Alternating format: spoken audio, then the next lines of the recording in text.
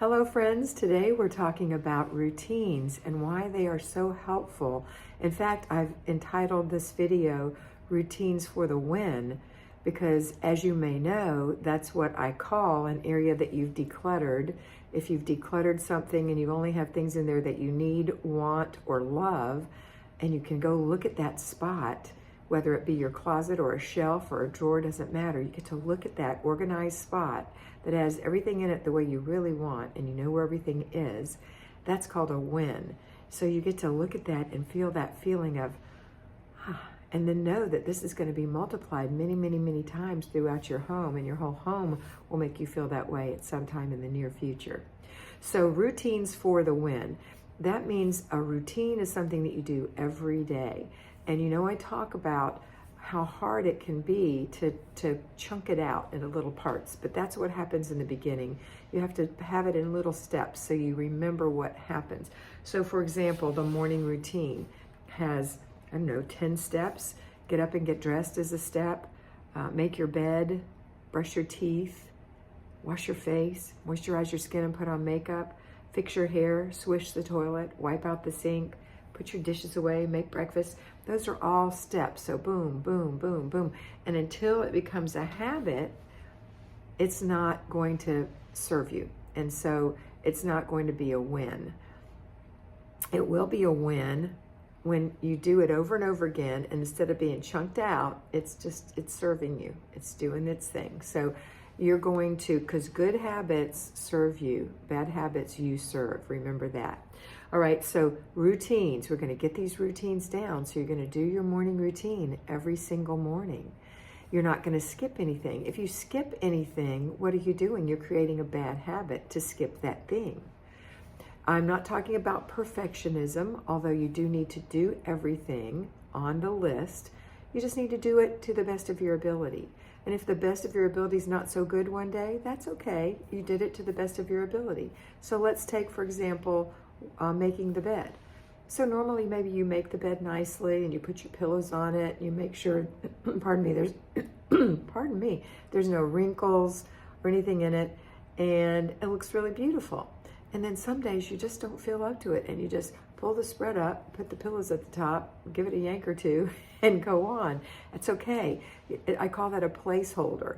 You did the best you could, and that's okay. Just don't skip it, because when you skip it, that's when you start creating bad habits. Or if you put it off till later in the day, that becomes a bad habit, because you're now creating a habit that doesn't serve you well. You're serving it. So if you make your bed in the afternoon, you have to go and walk back into the bedroom and make your bed instead of getting that done in the flow in the morning. It's just a natural thing. All right? So let's talk about another habit or another routine that you want to get done and happen every day. You want to do your paper clutter every day. 6 days a week, you want to do your paper clutter. Remember, that's getting 6 inches of your paper together, and then once a day pulling 1 inch off in the morning, early. Pull an inch off and make quick decisions. Decision fatigue is the hardest thing we do, and the hardest thing that happens to us as homemakers. Having to decide what to keep and what to throw away and what to give away. With our paper, we only have 2 decisions. Is it inbox worthy, or does it need to be thrown away? Period. Now, if it has an account number on it, or it has your social security number on it, you need to either shred it or take a black permanent marker and mark it out really well. That's it. You don't have to mark out anything else. Account balances don't matter because there's no account number. Your name and address doesn't matter because anybody can get those on the computer, which is where most bad things happen. So do protect your bank account online and things like that. But you want to make sure you're going through this 1 inch of paper every day, because what's going to happen is that it's going to become a habit, and it's going to be easy to say trash, trash, trash, because you're going to start recognizing the things that you decided are going to be trash. Okay? So the things that you say, I don't know if I should keep this or not, that's probably trash. I'm just telling you right up front. It's probably trash. So it either needs to be, if it's inbox worthy, it needs to be filed, or it needs to be acted on. That means you need to call somebody about it, or set an appointment, or put it in your planner. That's another thing that can happen. Or you need to pay it. Okay, so those are the kind of things that go in your inbox. Other than that, trash. And remember to look online and see how long you need to keep your tax papers. In the United States, you may be surprised to know that the average human in the United States who pays taxes only needs to keep 3 years of reported taxes. 3 years. Or not reported, you should report. But anyway, 3 years. So not including the current year. So we're currently in year 2021. So 20, 19, and 18, those need to be in your files. Anything before that, trash. Unless you have a CPA who says, no, no, no, in your case, you have a specific thing that we have to do XYZ. Most people look it up online, go to the United States tax website and see. But it's 3. Now, wherever you live in the world is going to be different. Some people have to keep things for 10 years, some for 7. 7 was our standard for many, many years in the United States, but now we're down to 3, thank goodness. So that's going to get rid of a lot of things in your file drawer. So that habit is going to serve you well if you'll take care of it in the morning. But if you put it off to the afternoon, then you're not going to do it, and you're going to put it off to the next day, and you think, oh, I'm going to catch up and do 2 inches. Nope, don't catch up. 1 inch a day. You don't want to make it hard for yourself. 6 days a week. That's a habit that's going to serve you well. Another habit that's going to serve you well, or another routine that's going to serve you well, is going to be to do your laundry in the morning. Get it started and then listen for it. If you're an at-home homemaker, right away, as soon as it's done, put it in the dryer. As soon as it's done in the dryer and you're prepared to take it out, fold it, or hang it up and put it away, then take it out of the dryer. If you're going to dump it somewhere, don't even take it out of the dryer. Stop all laundry production, because you haven't done the laundry until the laundry is folded and put away. So that routine is going to happen every morning. You're going to start that load of laundry in the morning. You may have to do 2, and you're going to do it 5 days a week at the most. You're not going to do it on the weekends. You're going to get it done in the morning. Don't put it off. That's how you have the routine for a win. Okay, the next routine that we're going to do is our after dinner routine. After dinner routine includes dishes, wiping the table, wiping the counter, wiping the sink, and sweeping the floor. Oftentimes I'll mention the pots and pans and the stovetop, but that can be taken into account with wiping everything down and doing dishes. Okay, you might want to break it out and say, that's the part I'm going to do as the mom. Everybody else can do these easier things. But those things have to happen right after dinner. And that includes you disciplining yourself enough to talk to your family about it before dinner, during dinner, and so they don't run away after dinner. They put their things away and make it fun. Put on some music. Enjoy that time together. And when you leave the kitchen, you've got a win. It's a routine for the win. Do it every single time. Another routine for the win is clutter checks, and you're going to do those 3 times a day. A clutter check. That's a routine, and it's going to give you a win, because it's going to keep anything that you've decluttered from being taken back over with new clutter. So when you do a clutter check, it's really a habit checker, honestly. You're looking to see who left what out that already has a home, and we know where it goes. That means that that person has the habit of not putting their things back, or that particular thing back. And they tell you things that you tell yourself. Oh, I need to leave it there so I won't forget. How can you fix that?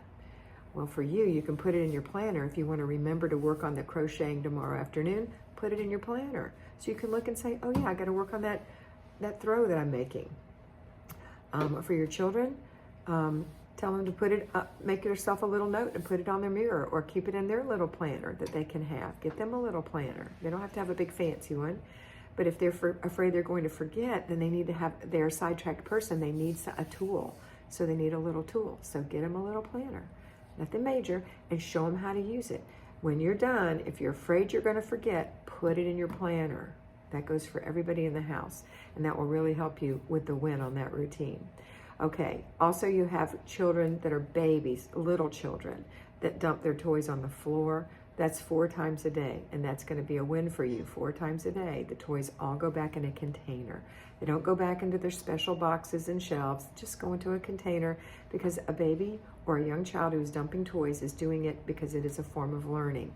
To dump, to see what goes in, to see what color it looks like, to see what it sounds like, to see what it feels like. That is their learning. So don't get sad and don't think, oh no, all the little farm animals are not together. they don't care. They just want to dump the animals. Now, when they get big and they start digging through and things get thrown out of the box, that means that they don't play with those anymore. They're trying to get to their bigger toys. Then you know they've outgrown those toys, and those toys can go, and they can pick up their toys. When they're like 4 years old, 3 and 4, they can help pick up their toys, and actually a 4-year-old can pick up all their toys. It depends on your child. It depends on their age, their physical ability, and their mental maturity, okay? All right, not their age, their physical ability, their maturity, and their intelligence. You know, how much have they learned? How much do they know about this particular thing? How to do that, okay? Hope that's not too unclear. All right, and now we're gonna do the before bed routine. The before bed routine for the win. So that's washing your face and taking a shower or a bath, moisturizing your skin, brushing and flossing your teeth, laying out your clothes, wiping your kitchen sink, and putting out a fresh towel for the next day. That is the nighttime routine, and that is the cornerstone of all the routines we do, and it is so important that you do that for your self-care. All these routines are for your self-care. Think how they make you feel when they're done. They're for you, okay? It's a good place to start. It's where I put everybody in the beginning when they don't know what to do and they're overwhelmed. We just start with the routines. But that before bed routine, if you're not getting it done, then get it done right after the after dinner routine. Go get part of it done. It really breaks down to 4 parts. It's your body, cleaning your body. It's your face, cleaning and moisturizing it. It's your clothes, getting out your pajamas and hanging up your clothes for tomorrow.